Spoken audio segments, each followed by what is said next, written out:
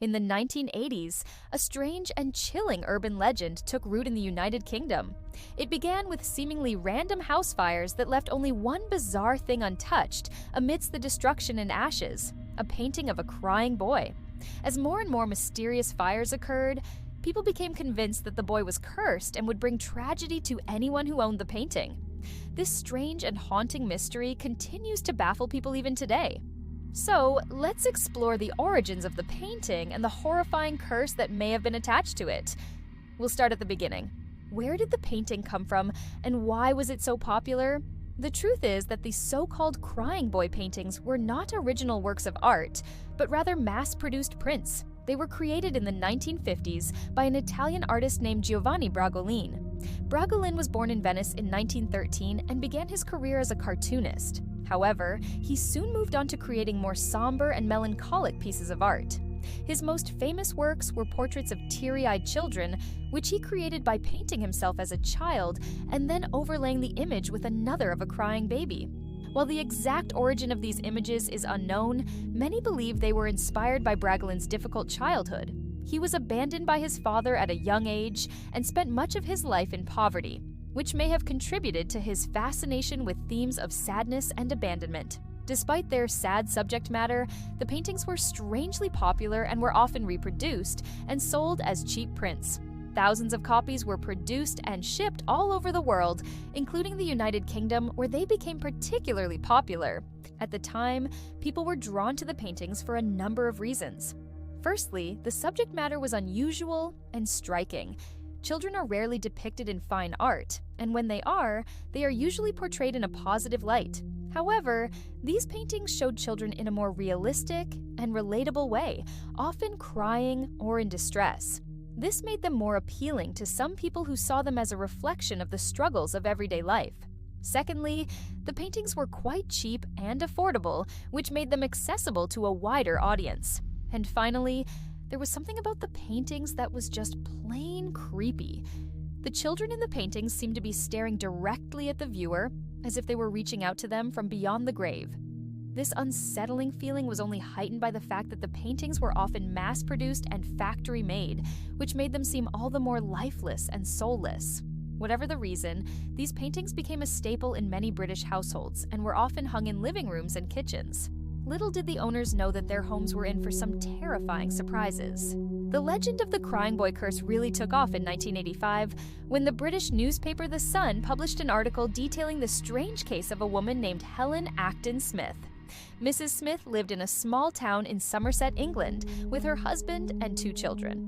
One evening, while the family was out celebrating their 10th wedding anniversary, their house caught fire and was completely destroyed.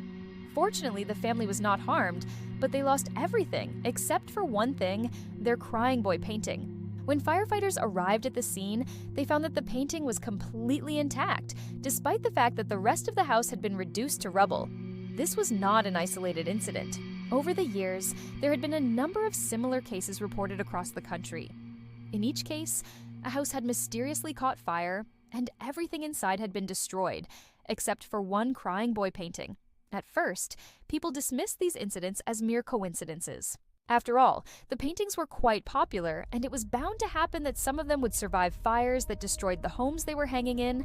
However, as more and more cases were reported, people began to get scared.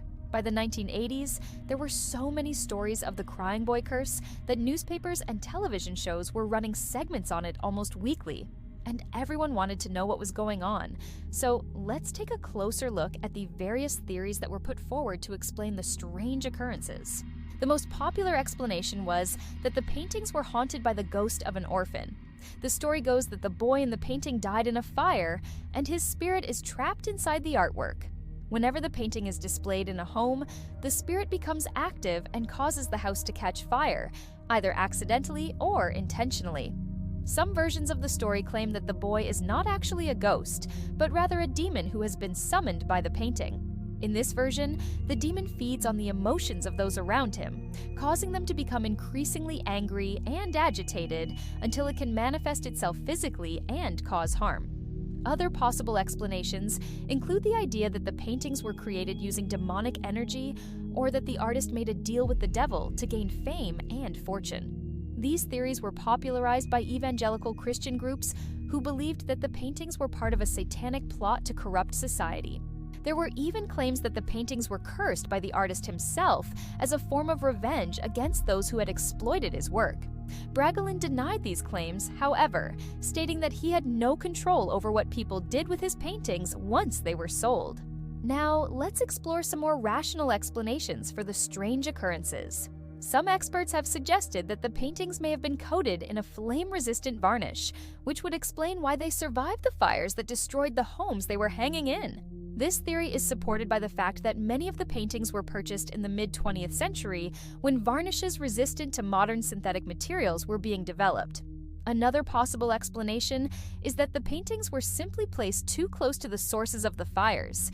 Since they were often hung in living rooms and kitchens where fires were most likely to start, it makes sense that they would be more likely to survive. Furthermore, some experts have pointed out that the cases of arson were likely the result of faulty wiring or other accidents, rather than deliberate acts by ghosts or demons. Despite these logical explanations, the legend of the crying boy curse persisted. Some people even claim to have witnessed the curse firsthand.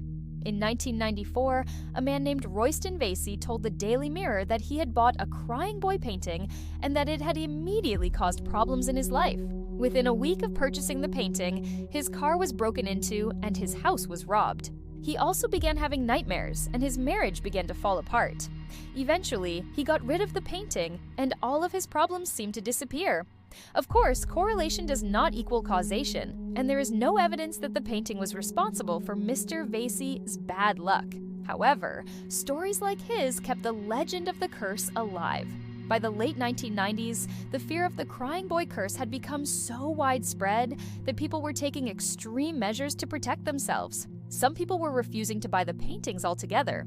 Others were taking them down and hiding them in their attics or basements. And still others were burning them in bonfires to destroy them. In 1996, the Sun newspaper even organized a mass burning of the paintings in an effort to appease the supposed curse. Thousands of people showed up with their crying boy paintings, many of whom claimed to have experienced strange and frightening events since they had hung the paintings in their homes. The paintings were burned in a giant bonfire, and the ashes were scattered on the wind. However, despite these efforts, the legend of the crying boy curse continued. Even today, some people are afraid to own the paintings and will go to great lengths to avoid them. There have been reports of people seeing the paintings in antique shops and immediately fleeing in terror. Others have claimed to see the paintings in their nightmares and have woken up in a cold sweat. And still others have claimed to have heard the sound of crying children coming from the paintings, as if the spirits within were trying to warn them of the danger they posed. So the question remains, does the curse still exist? It could be a coincidence. After all, the paintings were very popular, and it is not surprising that some of them have survived fires that destroyed the homes they were hanging in. Or it could be a curse.